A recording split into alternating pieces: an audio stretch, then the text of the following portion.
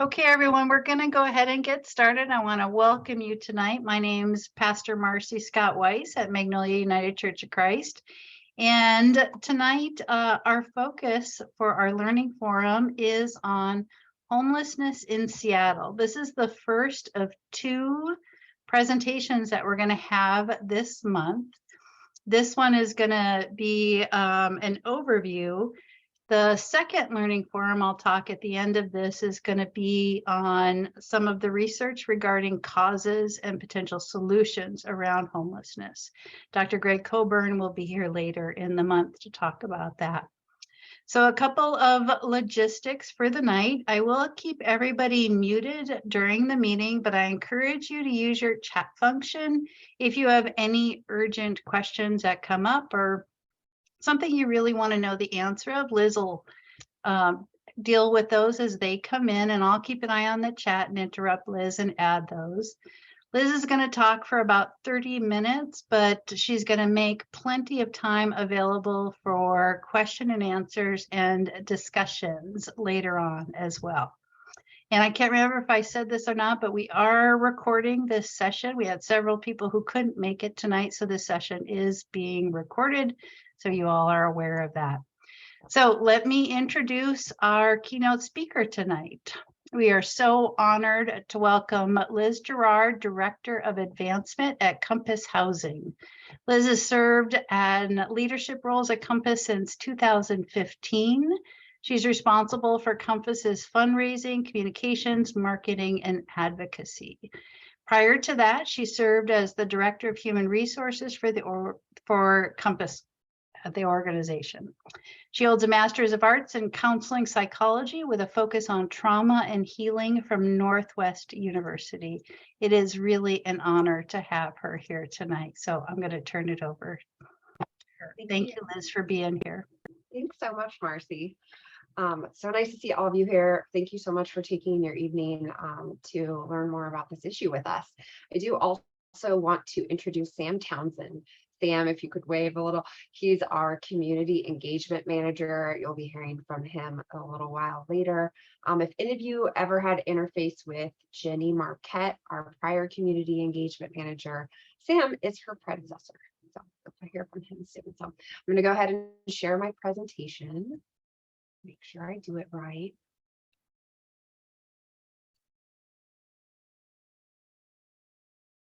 All right. So tonight I'm going to give an overview of the causes of homelessness, some of the systemic and intersectional underpinnings that we see in the disproportionality of people experiencing homelessness. I'm going to talk a little bit about who the KCRHA are, and their Housing Command Center. You may have heard news, King 5 reports on them. We read about them in the Seattle Times. They're doing some new things in the county that I'm going to share with you. I'm also going to talk about Compass, what we do, how we do it, and then a little bit about how you can take action. I believe that you're taking action just by being here to engage and learn and discuss on this topic. So thank you for being here. For those of you who aren't as familiar with Compass, I'm going to start a little bit about us. We develop and provide essential services and affordable housing for people experiencing homelessness or housing insecurity in the greater Puget Sound region, mostly concentrated within King County, though we are growing outside of King County currently. Our vision is really that everyone should live in a safe, caring community. Our belief statement being that everyone deserves a home, right? That housing is a human right, just like access to other basic needs like water or food. We ground our work in our values, love, humility, and the basic connection that we all share. And we do this because we know that experiencing poverty and homelessness is traumatic, and it creates a sense in folks of shame and detachment from community. And it can feel like that on both sides sometimes. And what we do when we bring someone into our housing is help to work to repair that. You all are going to get the pleasure of hearing from a favorite researcher of mine, Dr. Greg Colburn, soon. So I went ahead and I slimmed down this section of the slides since you're going to get the man himself in person. But I want to highlight that what we see in our everyday work, the 100+ years of work that Compass has been doing on the ground in Seattle, the core of Seattle, and then as we've grown, in the King County and Puget Sound region, we see that homelessness is a housing problem. When Greg and Clayton came out with their research, with their book, we were so encouraged to see data finally backing up what we hear on a daily basis from the hundreds and thousands of people we serve a year. One of the things that I like to use to illustrate the issue that we're seeing is this graph. I made this. This is the one night count. So the population as counted on one night per year in King County, with the rent increases over years laid over that. So the orange lines are the amount of people counted as homeless in the one night count from around 2000 to around 2020. And the red dots with line are the average rents in the area. So one of the things that was striking when we lay this data on top of each other is that you see a correlation between increasing rents and increasing number of homelessness. You also see that there's a correlation in house prices. So recently, the Puget Sound Business Journal did a great job of summarizing, the median price of a house in Seattle rose by over $80,000 just between 2019 and 2021. But the median household income only rose by around $8,300. Yet this kind of data tends to have little to no impression on the general public, especially American voters. If we kind of laid this over what, if we applied this to gas prices, we would be paying a significant amount of money in gas prices, and would we tolerate that at the pump? It's a question that I think we should wrestle with. There's been a lot of work to establish the core need, because it is so hard to obtain the right amount of information to really establish how much investment we need to move ourselves through this housing crisis. Zillow study in 2017 found that every $100 increase in rent equates to about a 15% increase in homelessness, depending on certain factors, which we see reflected in our numbers. And it played out every day in the stories we hear of people. I have the privilege of receiving all incoming messages, requests for help from people on a daily basis. And quite often it's, I'm getting evicted, I can't pay rent, my husband is sick, he was the breadwinner and I'm disabled, right? We hear this quite a lot. We also see estimates that are quite shocking. This number comes from the Department of Commerce. This was put together by the King County Regional Homelessness Authority, estimating that around 62,000 people in King County have experienced homelessness at least once in 2022. So when they are pulling together from the various systems, the Homelessness Information Management System, HMIS, DSHS systems, when they are bringing all that data together, they're seeing that the numbers of people experiencing homelessness at least once in these periods of time are far greater than what we've been able to count in the one night count, right? The one night count typically in the last couple of years has been around 13,000. But we know when we're outside counting on a winter night in January, we're not able to see everyone who may be outside because they're likely not visible. They are taking refuge from the elements. They're couch surfing more so than they do in the summer. They're in a car, right? They're not as easily counted. So there's effort being put into establishing better data and metrics around just how many people are experiencing homelessness. This is the one thing I'll share from Greg's work that I just love, and it's really helped me understand understand kind of what this looks like.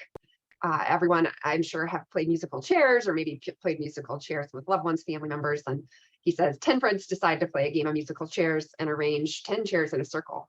The leader begins the game by turning on the music, and everyone begins to walk in the circle inside the chairs. The leader removes the chair and stops the music. Then the 10 friends scramble to find a spot to sit, leaving one person without a chair. The loser, Mike, is on crutches after spraining his ankle. Given his condition, he was unable to move quickly enough to find a chair in the scramble that ensued. What caused Mike's homelessness? Greg and his research would point to the fact that Mike didn't have a chair. And Mike's pre-existing medical condition, his vulnerability, made it such that he was the one who ended up with the lack of resources when the resources were all taken. This is just the beginning of some of the information you'll hear from Greg, but this is something we see quite frequently in our work. We want to talk a little bit about the systemic and intersectional underpinnings of these problems we're seeing.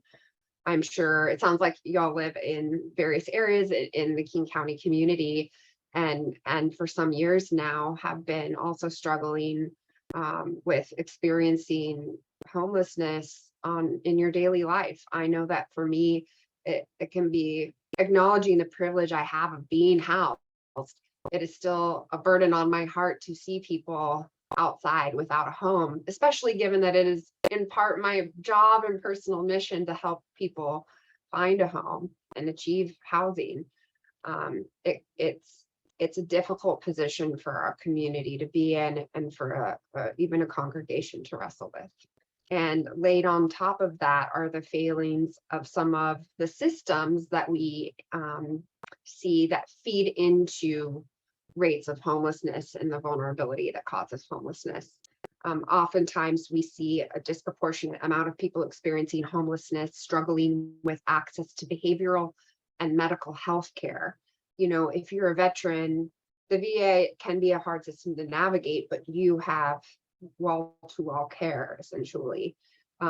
If you are not a veteran and you do not have a job, or you have lost your job, you are at a much greater vulnerability factor for experiencing health issues that go untreated because you do not have good enough insurance to pay for those medical issues to be treated. The problem with that is that they tend to get worse, especially when you combine living outside. And if you end up in the ER, that's a big expense that could be really the source of even greater issues, set you even further back. We know that the single leading cause of bankruptcy in the US for families is medical bills. So we have a problem with that system. Child welfare programs. Up to a third of children exiting foster care exit directly into homelessness. This rate is around the same, if not more, for folks who are leaving incarceration. So we are seeing systems that are meant to perhaps rehabilitate or help in some way, ending in a way that perhaps undoes any good that may have been done there. Mary, our executive director, she's the former executive director of New Horizons Ministries, the youth homelessness outreach organization, and she tells a story about a family who had this foster care child, and at the age of 18 they pulled up in front of New Horizons and they dropped him off because he had turned 18 and was of no use to them anymore. And that's something we see quite frequently in child welfare system. Like I said, interactions with the justice system and the court system also make being housed and stable much harder, especially if we criminalize homelessness. Sufficient employment and widening wage gaps are also an issue. You may have read about the widening wealth gap, age gap, and the shrinking middle class. This is an issue that has made people more vulnerable, especially with regard to being overburdened in how much they're paying for rent. And we see that is a feeder really for homelessness as well. Each one of these systems is underpinned by structural and institutional racism. We see that in each one of these systems, the folks who have the hardest times with the worst outcomes tend to be folks who are people of color, or who are disproportionately ill, or who are trans, or who are any other group that tends to be disproportionately affected by interacting with these systems. You can see that in our numbers. So this graphic is from King County Regional Homelessness Authority. This is a breakdown of the point in time count from 2022 by race. You can see the green line, hopefully you can see that on your screen, is the general population that we find in King County. And the blue is the real rate of the person experiencing homelessness. So we see that people, white population, people like me, experience homelessness at a lower rate than folks who are perhaps in the Black, African American, or African category. You can see that American Indian, Alaska Native, or Indigenous people experience extremely disproportionate rates of homelessness. These are meant to be examples of much larger issues that each one of them could be their own dissertation over time. So forgive me if I'm oversimplifying or skipping things. I struggle often in communicating well about this issue because we have so much feeding into it, right? We know at our core that if we had more available housing that was affordable to broader populations of people of varying income levels, that we wouldn't see the issues we see. We also know that there are issues that compact the housing problem that we already have. And so I'm doing my best to articulate that to you. I talked a little bit about the King County Regional Homelessness Authority, and I know I promised Marcy I would cover this. Who's heard of the KCRHA or Mark Jones or the King County Regional Homelessness Authority? Okay. So this is an attempt, a rather new attempt at aligning our systems. So Compass Housing Alliance is a housing and homelessness services provider. We provide affordable housing and shelters. We are funded in part by government entities to do our work. Essentially, they outsource what they may do to a provider instead of hiring people to do it themselves and self-funding. And one of the challenges of being a provider in the system, especially one that crosses city lines like we do, you know, we're up in Shoreline, we're in Renton, we're newly in Auburn, we're downtown. We have different funders to answer to, sometimes up to 5 to 10 contracts from different entities. It makes a very bureaucratic, messy, inefficient system. And so one of the ideals of the King County Regional Homelessness Authority is to try and pool funds, simplify and streamline services and funding and data, and take a bigger bite out of homelessness. So their approach is aiming for a unified response.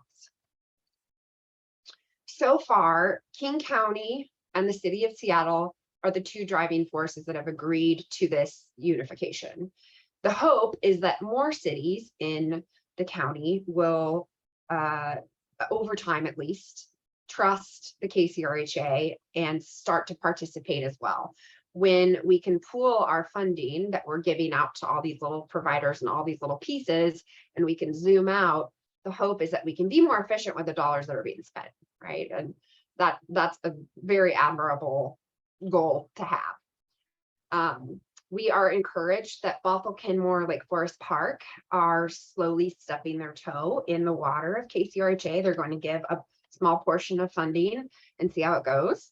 We're also excited, the Shoreline there too. Woodinville, oh, sorry, I think I made a typo. Shoreline and Woodinville are also considering following suit this month. So hopefully if KCRHA can build trust with varying cities, we can really build a unified response. Right now, it's very early. Their theory of change is they want to center people with lived experience. They want to actually figure out what they need and what support they will accept, and homelessness. It doesn't mean that homelessness will never exist. We call this a functional zero. Our goal is to get to a functional zero where the rate of people exiting housing into homelessness and the amount of housing available nets out. So as people are coming into homelessness, they're able to exit into housing in a reasonable period of time. Typically, that goal is 30 to 60 to 90 days. There are areas in the country that have reached that functional zero. There are areas that look a lot different than Seattle. They have an ability to sprawl. They are not waterlocked as we are. They do not have the high income requirements that we do to live in the city. Their cost of living is lower. Their populations are smaller. There's a lot of that goes into that Greg will get to, and you start to see numbers nationally that he'll show you from his study. Anyway, I digress. That's the KCRHA. They have set up a housing command center, and you might have heard of this in the news recently because it's a unique approach. This is a centralized emergency operations management system. So this is being treated a little bit like a FEMA effort. So they're taking, the learnings from emergency response to disasters like floods, fires, and other major displacements for people, and they're trying to treat homelessness as that disaster, which really it is. Especially when you see the list of folks who have unfortunately died from homelessness is getting longer every year. Pastor Christy, who runs the Church of Steadfast Love at our Compass Center, runs in partnership runs a memorial service that happened last Friday every year, where we read the names of everyone who died. And I've been doing that since 2015, and that list has only gotten longer. So one could absolutely argue that these displacements from housing are the same as a major disaster. It feels like a disaster sometimes, especially to somebody close to it. I swear I'll get a little sunnier in a minute. The goal is to engage people in the downtown Seattle core and in the International District. Really focus on them, create a binding list, get to know them, have many cross sector partnerships that invest in this work. So Partnership for Zero, which is a business, there's a lot of different interests in this group, have invested, I believe, $10 million into this effort. And lots of different organizing agencies like us that help provide information and feedback to help the Housing Command Center do their work. So they've been engaging with over 660 people just living unsheltered downtown and in the ID, and they're working that binding list to help connect them with housing. It is incredibly labor intensive and the investment is large, but what we've been doing in the past hasn't been working. It's worked for some, believe me. I hear the stories, I see them on a daily basis of the people that we help. There are people moving through the system into housing, and we do have hope for them, but we can't keep up. We can only do so much with the resources we've been given and the tactics we've been using. So we're hopeful that this Housing Command Center model will work. And if it does, then they'll start expanding out to other areas of the county, and they'll go section by section through the county. All right, Compass. I'm going to talk a little bit about what we do. I think what we do is not necessarily super unique. There's some unique things about Compass, but it's a good example of one service agency amongst many that are all working toward the same goal. Oh, this picture is of one of our shelter staffs during the pandemic. They do 24/7 enhanced shelter in downtown Seattle, and that's Nicole, their old manager. Nicole actually now works for the KCRHA. So she's brought her expertise of providing direct services to people for quite some time at Compass over to our funder, KCRHA now, who can use her skills. Our mission. So we were founded 100 years ago by a Lutheran reverend. He was a Swedish immigrant and a sailor, and he developed a drop-in center for the early folks in the early industries. So loggers, sailors, folks in makeshift housing down by the bay. And over time, Compass grew in services and in locations to what we do today. We like to think of our theory of change as a three-pronged stool. So stability, growth, community, you cannot have one without the other. We need to meet essential needs in various ways. That's our housing and responsive services. But what we don't want to do is warehouse folks or have a one-time touch point and not think about where their growth is, where their growth point can be next, right? And so our goal, especially in our affordable housing, where we get to work with people in place over quite some time, is to help improve quality of life. And then engaging community, fostering places of belonging. Yes, this, is absolutely true for our housing communities, but also even in our day center downtown, that becomes its own micro community, which we really care about as well. Earlier, I mentioned that homelessness, the experience of homelessness, can be incredibly disenfranchising, can feel really shameful for people, and it can take a little while for them to shake that off when they find housing. And so sometimes one of our celebration points, and this happened in the building I work in recently, is that there's a resident that came down for a food program that we had set up that was new, and she had never come downstairs for that, and she talked to people, and that was a win. The growth that we chart is really individual to the person, and that's where our staff come in. We have case management staff who walk alongside people as they work through becoming housed, adjusting to housing, figuring out what their goals are for growth, and then helping engage them in the community. We do that with the lens of inclusion and trauma-informed care. We know that a lot of the people we serve have a significant history of trauma. In my earlier life, I was a trauma therapist at Hope Place, at Union Gospel Mission's Hope Place for women coming directly out of homelessness in their residential rehabilitation program. I was really focused on starting to unpack that once folks felt safe to do that. The thing that made them feel safe to do that was having their essential needs met. And this is where I made the connection between mental health services and a passion for healing and wholeness to housing.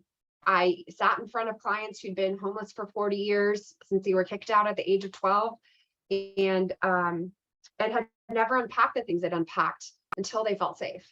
And it was amazing to watch that happen over and over and over again. And so one of the reasons why I do this work and why I believe in housing and support for housing, affordable housing, people can pay rent, actually afford to pay the rent, is because I see that connection, and I've seen it in my professional history.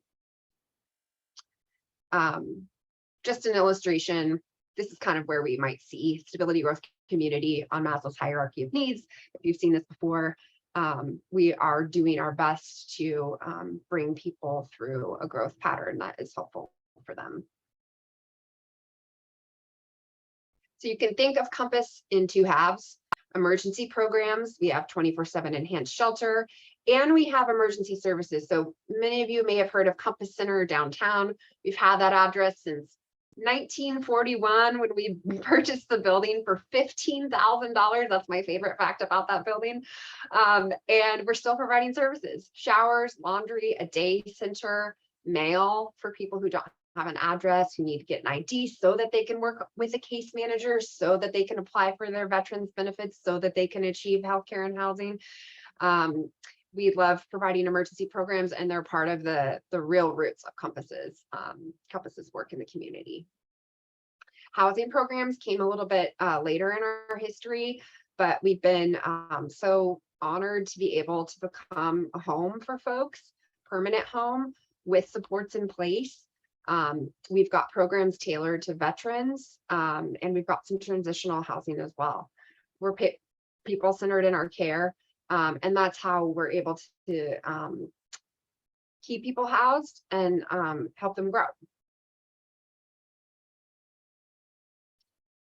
I mentioned to Marcy that I was going to share a little bit about Health Through Housing. Some of you may have heard about Health Through Housing because King County during the pandemic decided to put together this program to take advantage of special funding that was available to scoop up properties that were up for sale, that were affordable and could be converted to permanent supportive housing or emergency housing. So oftentimes when you're talking to a developer, which Compass is, when we're building a building, we're 5 years out at least, if we can cobble together the right funding structures to do that. And given that construction costs have increased 15% in the last year, it makes it extremely difficult for affordable housing developers to pencil projects right now, let alone for-profit developers to do the same. So this was a savvy way to boost a lot of units into the system and serve more folks that are experiencing chronic homelessness. Auburn is their 5th location to open. We soft opened between Christmas and New Year's, which was exciting, and we'll open the full building in the next couple months. Auburn is a new location for us. We're very excited to serve that community. They don't have any affordable housing programs of this kind in this community. It's 90 units. It will have 24/7 housing with case management support and connection to behavioral and physical health services, because we know that we need to serve the whole person. The residents will be people experiencing chronic homelessness. So one of the requirements to live there is to have been outside for a year or more.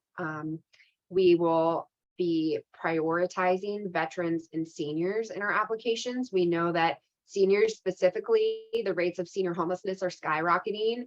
We see that homelessness as a whole is skewing older.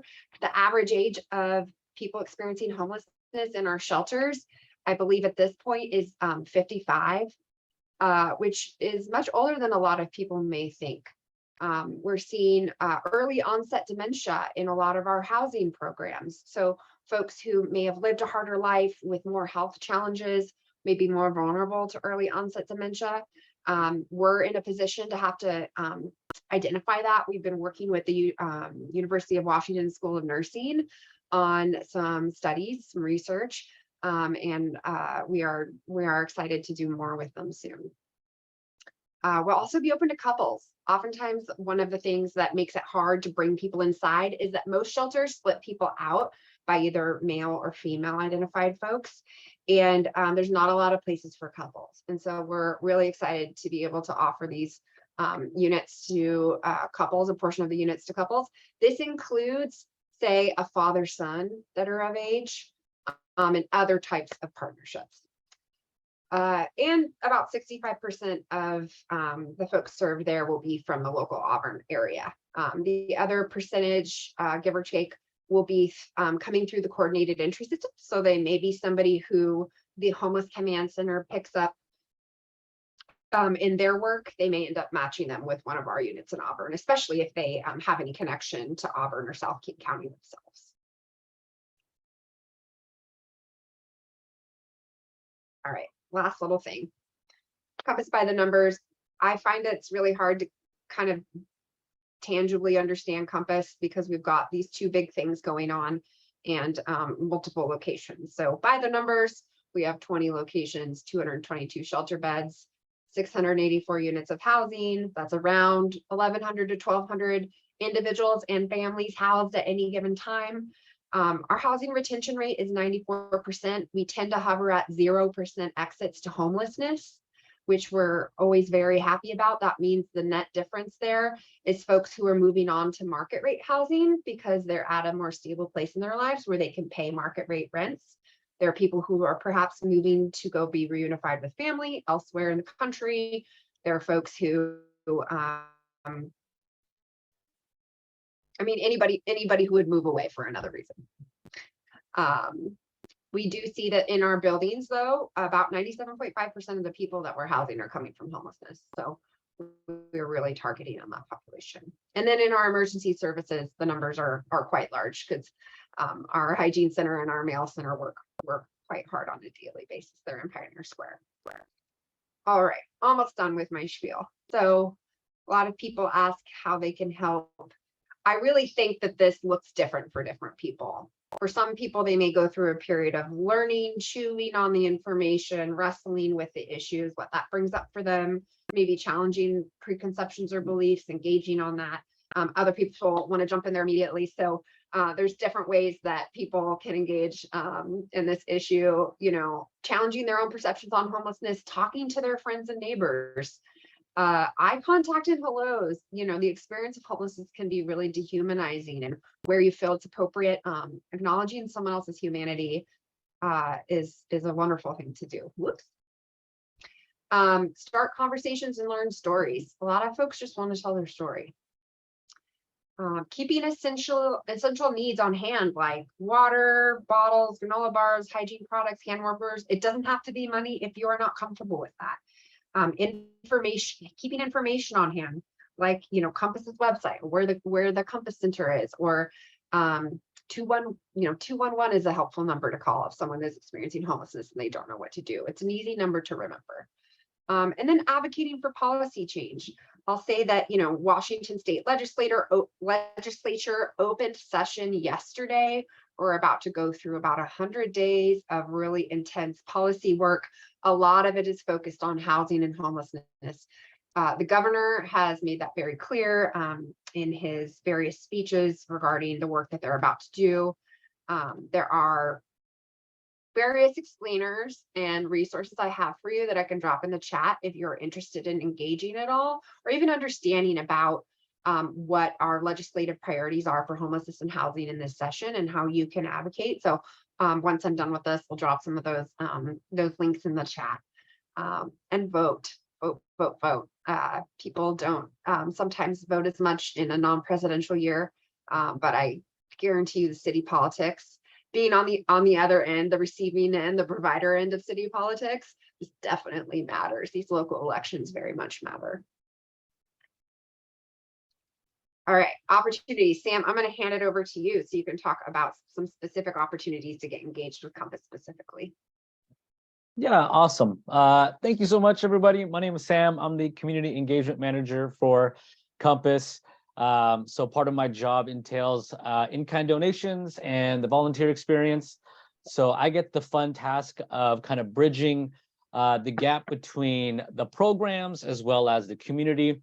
And so being able to communicate with my family here today about just program needs, like what are things that our guests and residents are in need of, and then partnering with you all to be able to fulfill some of those needs. And so, well, first off, thank you so much for your generous giving over the many years, Pastor Marcy and everyone else.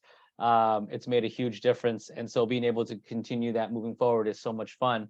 And so if you go on our website, we have both a top 8 list, and I could put it in the chat, as well as we have an Amazon wish list, things that we have throughout the year. Some basic quick things, quick hitters that I love to kind of share with you all are men's boxers are fan favorite right now for our shelter program. Socks and boxers are probably the most requested. We have a ton of socks, and so men's boxers are like, oh yes, please and amen. That and quilts or comforters are big hitters, pillows, and surprisingly enough, laundry baskets. Laundry baskets are amazing move-in kit holders. I've been able to talk to a lot of people transitioning out of homelessness, and like the thing that they would love to do a little bit more of is laundry, surprisingly enough, and having their own laundry basket is kind of like such a joy for them. And so that's a big thing. And then we have other items that you get to partake in as you guys browse through the list or whatever. And we also have opportunities to volunteer. And I think the fun thing about partnering with churches is the idea of doing meals. It's something that me and my church did a lot of over the years. And so I don't want to call it post-COVID, but now we're like in the COVID era of where it becomes like, it's a part of us now, where, one of the things that's opening up is the idea of serving meals or delivering meals. And our programs are becoming more and more open to the idea of people dropping off home cooked meals, because residents adore and love your guys' home cooking. And, if you guys feel, if you want to be a part of that, you can partake in the meal as well. That's always a fun thing. And you could do that either weekly, monthly, seasonally, doesn't really matter. It's just an opportunity for anyone and everyone to be a part of that. And if you're feeling a little bit more gumptious to be able to, I want to volunteer more often, we have, reoccurring volunteering opportunities that is open to you all. I like to match giftings and passions with program needs. And so it's a wonderful opportunity to kind of dialogue with what you feel overjoyed in being able to do, and then being able to participate in with certain programs. And so we have a lot going on, but part of the joy for me is being able to engage with churches, particularly for me, and seeing how the church can really be present in our community. It's like, it's a personal thing. Liz knows it's like a personal conviction of mine, personal joy for me, to having the church really be present with our programs. And so, yeah, we have a lot of cool things going on. So, yeah, and we also have the Homeward Gala, which I'm pretty sure Liz will talk more about on. And if you would love more information about what's going on at Compass, we have a newsletter that you can totally sign up for. You just go to our website to sign up for that bad boy, and would love to kind of give you updates, things to participate in, and a whole bunch of other wonderful things that's going on at Compass. And so, yes, Thank you. that's me. Yeah, thank you. We'll drop some links in the chat for y'all, but I'm going to go ahead and stop the share so I can actually see everyone. And hopefully we can chat through some of the issues I brought up. I know that was a lot, so happy to reshare some slides as we go along too. All right. And I'll invite folks to drop questions in chat or unmute. And I have several that I can kick us off with. But first, I just want to say thank you so much for that content, Liz. That was incredibly helpful. I had several moments of what as I was listening to you, which is always good. What a beautiful gift you are to our community. So thank you for all that you do. One of the most shocking things you said tonight was related to foster care and how high the percentages of youth leaving foster care that end up being homeless. That, I got to tell you, that just like broke my heart. I can't even say it without getting emotional. And I wonder if you can talk a little bit about what's being done to both break that cycle and address that number. That was, I got to tell you, that was pretty horrifying for me to hear. Yeah. I think the other number that tends to widen eyes that I didn't add in into my piece was that current estimates in Washington State, actually we're quite good at our data collection, so it's a really solid estimate. We have over 30,000 children currently enrolled in grade school that are also experiencing homelessness. So statewide, you add in the foster care numbers, kids exiting foster care at 18 as young adults directly into homelessness. And then you also have, of course, folks parents who are experiencing homelessness right along with their children and trying to keep them in enrolled school. It's kind of a staggering number. And I'll say about that, the spirit of that, it's really easy to get overwhelmed with this. I hit you with a lot. You're going to continue, I'm sure, to struggle with a lot of that. You even seeing it as visibly as we do on a daily basis in our community, it's a lot. And I think it's really helpful to be educated and know we have to be informed about our community. I want to fight for my community. I've lived here my whole life. So has Sam. We are both really passionate about stepping up as community members because we can do better.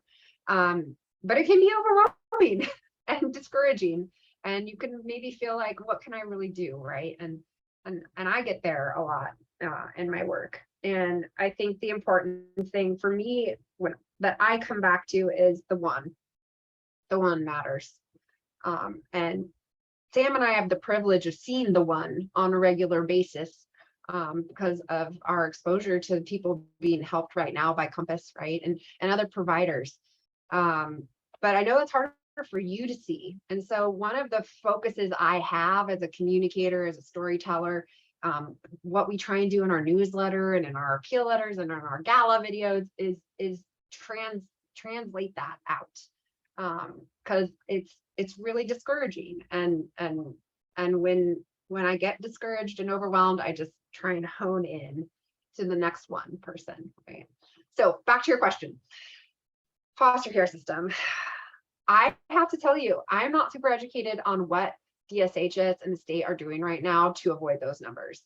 I know that they have increased some of the supports available to foster care kids coming out of foster care system and through transition. So I know that there's some new approaches being made in how they transition kids, so that kids aren't disappearing. The problem that we're seeing is that these state agencies are not themselves at the capacity where they can do the type of intensive work that is needed to help follow kids into the next stage in life. Organizations I would highlight, one in particular that I absolutely love is Treehouse for Kids. If you are very passionate about foster care children, support for children while they're in foster care or they're coming out of foster care, Treehouse for Kids in Seattle is an incredible organization. Youth Care is also, and New Horizons are important organizations that are helping children, minors that are currently experiencing homelessness. So this may be children who've run away from a bad foster care system situation. We see that a lot as well. Outside of that, I can't tell you, I don't have the data. I can research it for you. But I do understand that it's a pinch point. It's a system failing. Yeah, if I could just piggyback off Liz. And so I work with Mary. So the example that Liz gave from Mary was actually what we call them clients at the time when I was at New Horizons, because I was a case manager for New Horizons before coming into Compass. But yeah, I mean, DCYF in itself is both I got to be filtered as I say this. It's one of those things where it exists and there is a need for it, but it's a system that needs to be refined more and more. And so I think it's one of those things where if I can encourage like my community members, it would be to be as active as you possibly can in the middle school and the high school systems, providing services, because the foster care system doesn't always promote reunification with birth parents. And so even though that's their goal, it's not really their goal, if I can just say that a little bit more freely. And so when you have kids just really not understanding why they're separated from their birth parents, and then you have this other family that's trying to take them in, and they're not always treating these families with the genuine care that you would think foster parents would, it's a really, you hear horrific stories over and over and over again from young people about how abusive, neglectful, sometimes damaging these foster parents can be. And so I'm a full supporter of reunification with birth parents, as long as they are, rehabilitating and getting the service that they need to get better. But yeah, the high schools and middle schools is like another separate passion of mine to really be present with some of the children that are needing services. Thank you, Sam. Thank you, Liz. I have another question, but before I ask it, questions from anyone. We don't have any in Zoom or in chat, but any from folks online that you would like to ask.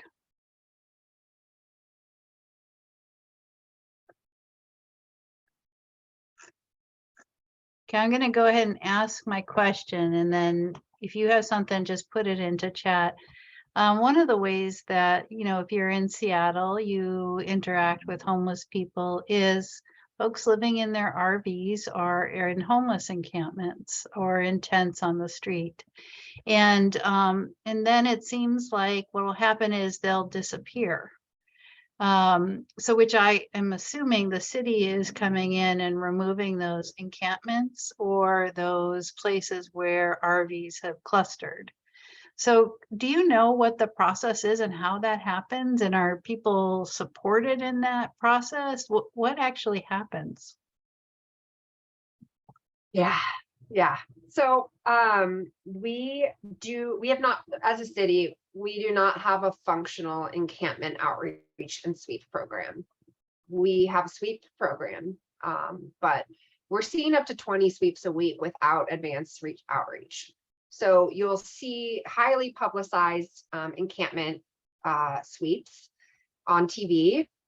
Sometimes the city, at the direction of the mayor, have allowed outreach workers to go in advance, build some amount of trust with the people there, and start working on a referral that's appropriate for them in a system that is quite complex. This takes some time. Oftentimes what we see is if providers, outreach folks, even the city and county's own outreach folks are permitted to engage with folks in an encampment ahead of a sweep. Sometimes it's only for 48 hours.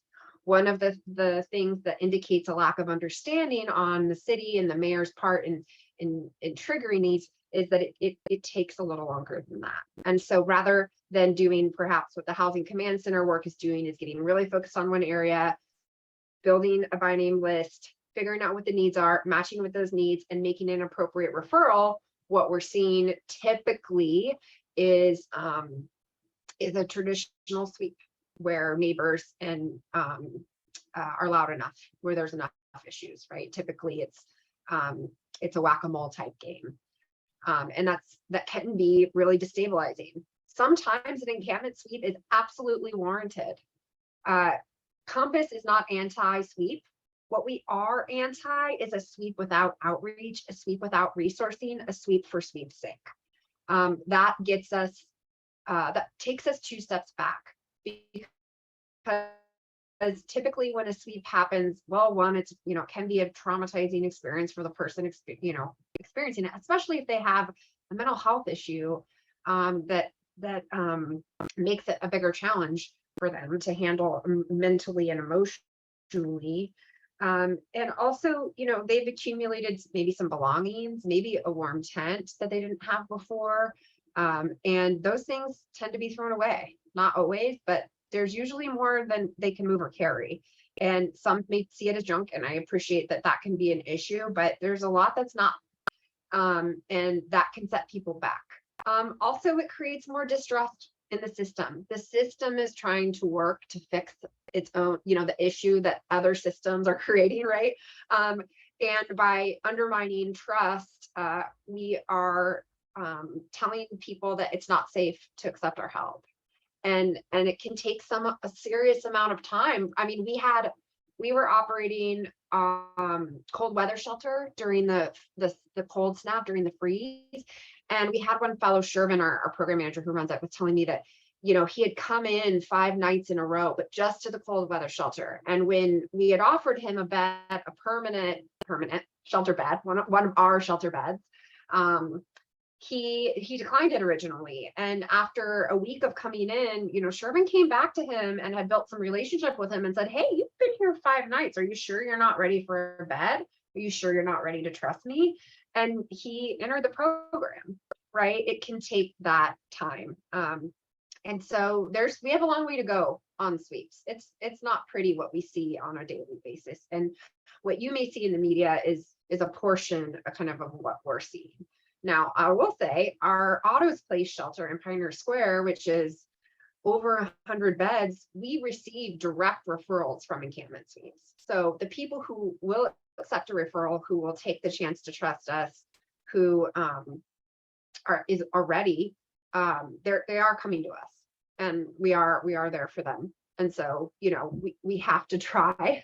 I just really wish there was more of a political will and honestly a pressure from the community for the city to do the right thing and allow some outreach time before these sweeps happen. Thanks. I know that was a hard one. No, it's really hard. Don has a question for you, and this has been a passion of Don for a long time. So thank you for asking, Don. He's curious, how do you pair with any like the Low Income Housing Alliance, Faith Action Network, and what are the key issues among many for the legislature? Yeah, great question. I was just giving an advocacy debrief to Compass's new ambassador council. We have a kind of a quasi board that's a new group we've put together of people who don't necessarily want to do the fiduciary duty of sitting on a board of directors, but do want to do all of the other fun things that board of directors members get to do, like be an ambassador for the cause of housing and homelessness for Compass, engage in advocacy, things like that. So we've been setting this group up, and we were talking about this last night. So I am going to go to my notes here. All right. So one of the bills that I want to highlight is the missing middle housing bill. This is, talking about sweeps. Of course, that's controversial. Well, so is this. This is about our zoning. So one of the things I didn't mention in my presentation, just to compress it for time, is that we're very land restricted in our ability to develop middle housing. So maybe a duplex or a triplex or even a small set of townhomes. Seattle is zoned at, well, depending on where you look at the city limits, about 72% of Seattle is only zoned for one single family home. That means developers like me or middle housing developers only have so many places to go. This is Bill HB 1110, and I'll send you an article about why this bill is important to track and advocate for. This bill is a second attempt by the House. Last year, they attempted this missing middle housing bill and it did not pass. There is renewed energy and a lot of political will from the government behind this bill.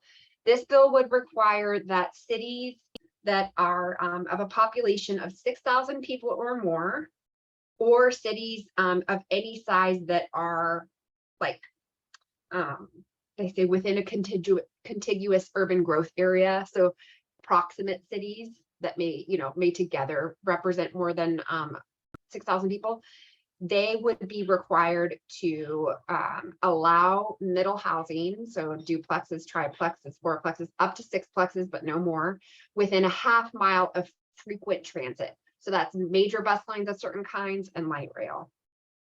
Up to 6 homes per lot, and only 6 if 2 of those 6 units are affordable.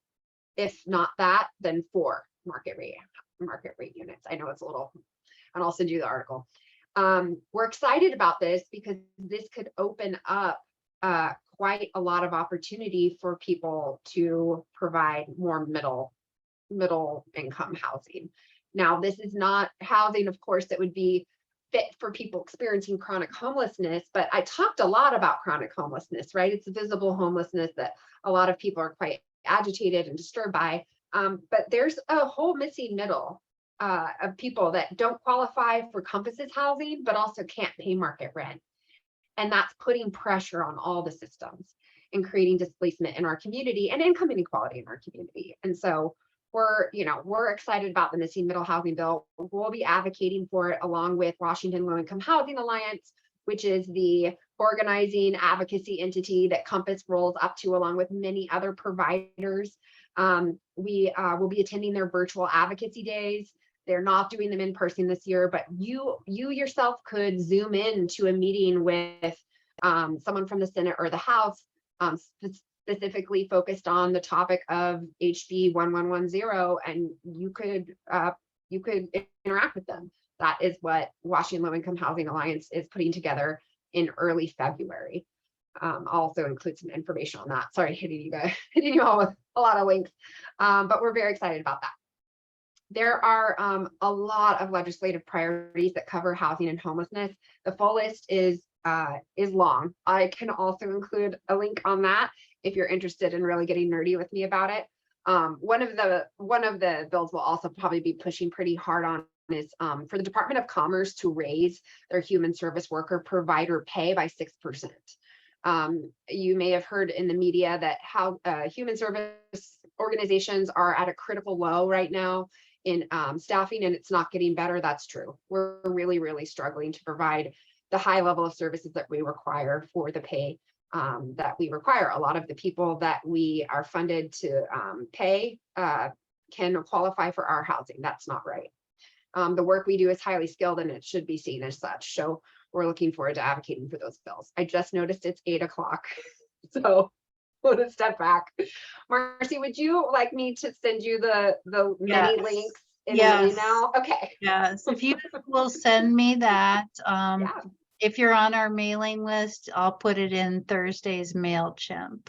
And I will get that out. If you are not on our mailing list, just drop me an email at marci@magnoliaucc.org, and I'd be happy to pass that along. So I just want to say thank you to Sam and Liz for all that you offered tonight in terms of your wisdom and your sharing and your answering of questions. That was an amazing presentation. So very, very thankful to you both for doing that. So thank you both, and I'll call it good and have a good night and let you go. Good night, everyone. Thank you. Thank you.